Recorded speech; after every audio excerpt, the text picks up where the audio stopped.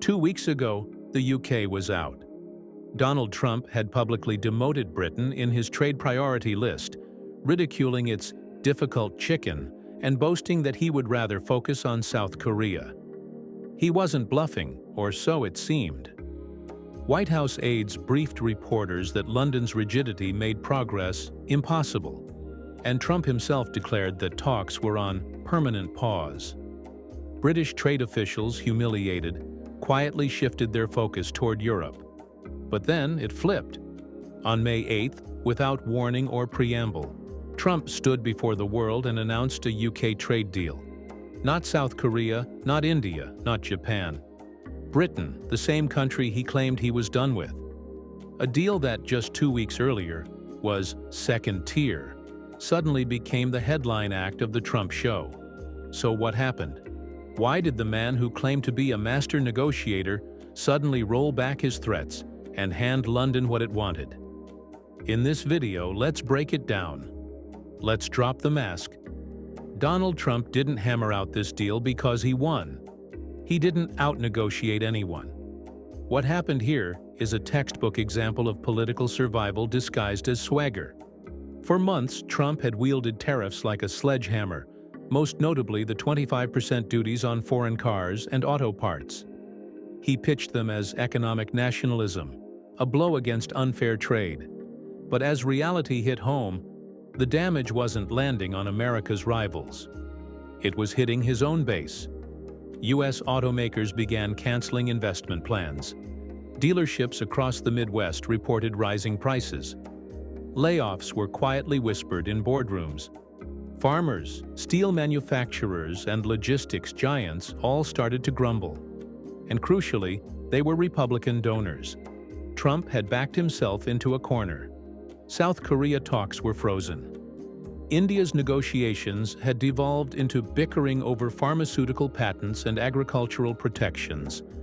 And China, the real elephant in the room, had completely ghosted the administration after a round of mutual tariff escalations that left both sides bruised. Not only did Trump lack new deals to tout, but the optics of his America First doctrine were beginning to backfire, looking less like strategy and more like isolation. He needed a headline, and he needed it fast. So he turned back to the United Kingdom, the very partner he had publicly downgraded just days earlier. This was the same UK he mocked for being too difficult over food safety standards and poultry regulations. The same UK he brushed off to chase flashier partners in Asia. Now, in a quiet reversal of strategy, he rushed out a deal. Not a full trade agreement, not a treaty approved by Congress, but a slim technical package. A firebreak. A way to calm nerves, claim momentum, and try to reframe economic retreat as geopolitical triumph. Strip away the bravado, and what's left is a document that reads more like a first aid kit than a trade pact. The punitive tariffs remain largely in place. The commitments are time-bound, quota-capped, and fragile. But for Trump, it's just enough to stage a press conference, wave a piece of paper, and say, "Deal done." It's not a strategy. It's survival with a flag pinned on it. And yet, the UK signed it. Why? Because for Keir Starmer, this wasn't about prestige. It was about damage control. British industries had been buckling under Trump's tariffs. Jaguar Land Rover, a flagship manufacturer, had paused shipments to the US due to pricing uncertainty.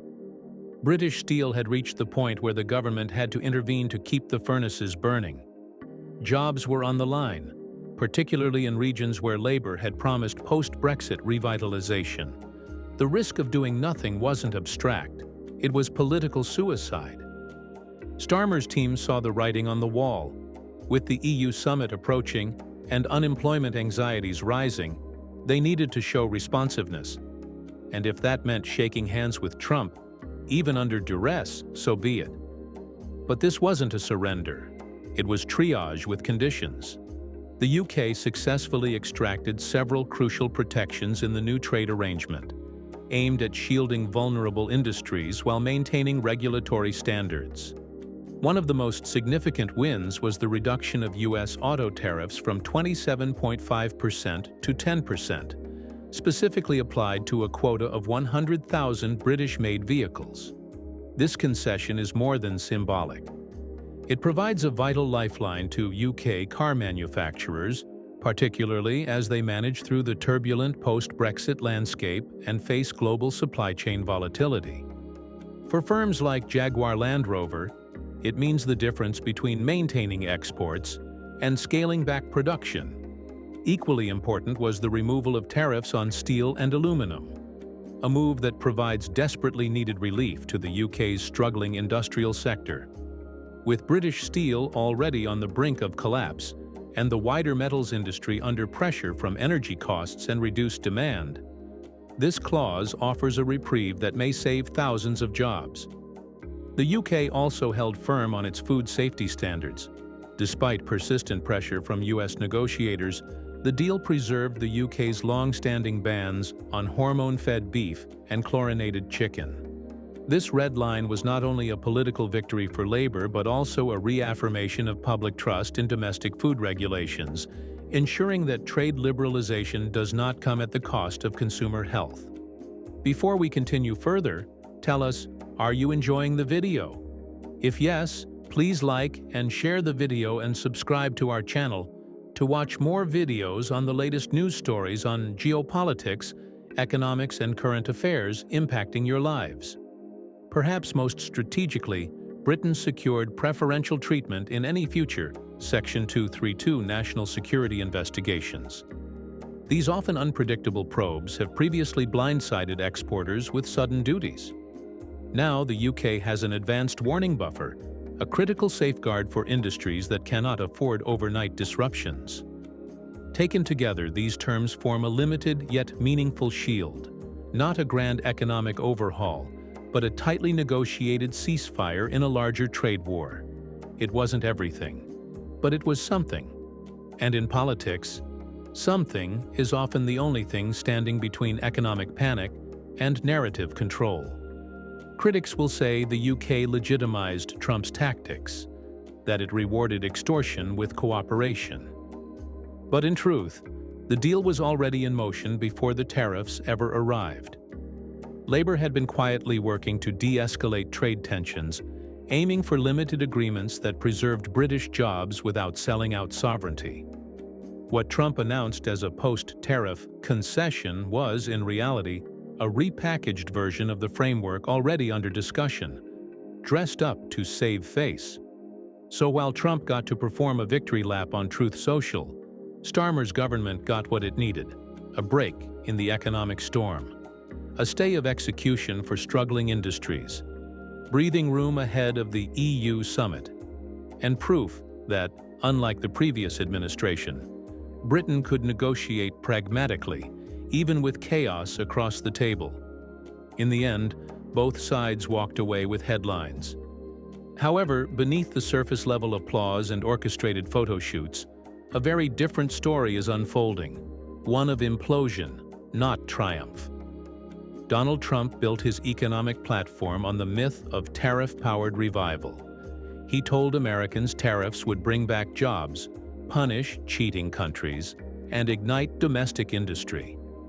But what he unleashed instead was economic instability, fractured alliances, and spiraling costs that are now hitting him back like a misfired bullet. Therefore, the UK trade deal doesn't prove tariff success. It proves policy failure. Because if Trump's aggressive trade agenda were truly working, this agreement wouldn't be necessary. He wouldn't need to beg for optics from a partner he recently dismissed. He would have more than just one rushed deal to show off, but he doesn't. His much-hyped talks with South Korea have stalled. China has not returned to the negotiating table. India remains unconvinced, and even Japan is hesitant to accelerate further trade rounds. The cracks aren't limited to foreign diplomacy. They have ruptured the domestic economic core. U.S. inflation, which Trump claimed tariffs would fight, is rearing its head again as higher import costs filter through supply chains. Auto parts, electronics, and raw materials are all affected. Prices on consumer goods are rising, business investment is slowing, and labor unions in affected industries are already warning of job losses. This isn't a tactical inconvenience, it's strategic damage. Meanwhile, the very institutions Trump needs to stabilize the fallout are being tied in knots. The Federal Reserve is paralyzed between keeping inflation under control and preventing a bond market sell-off triggered by investor uncertainty. The U.S. Treasury is watching foreign demand for American bonds decline, a red flag for long-term economic confidence. And quietly, major corporate donors, from auto executives to agricultural giants, are flooding Washington with one message: the tariffs must go. What began as a nationalist economic crusade is now a pile of contradictions. Tough on trade, but soft on follow-through. Bold in language, but backward in execution. Trump says more deals are coming. But if that were true, this wouldn't feel like a last-minute press stunt. It feels like what it is: a desperate pivot to disguise the fact that the world is no longer buying what he's selling. At the center of all this is a question Trump can't outrun. Was he ever serious about the trade war? Or was it all a bluff gone too far? From the start, Trump's trade posture was built on intimidation, like threats of higher tariffs, vague promises of massive deals, and an aura of confidence borrowed from an 1880s businessman playbook. But the substance was always thin. And now, with the pressure on, that style has collapsed into something far more revealing: panic diplomacy. He said America would never back down. But in practice, he just surrendered to the very same UK he derided only days ago. He claimed tariffs would generate leverage.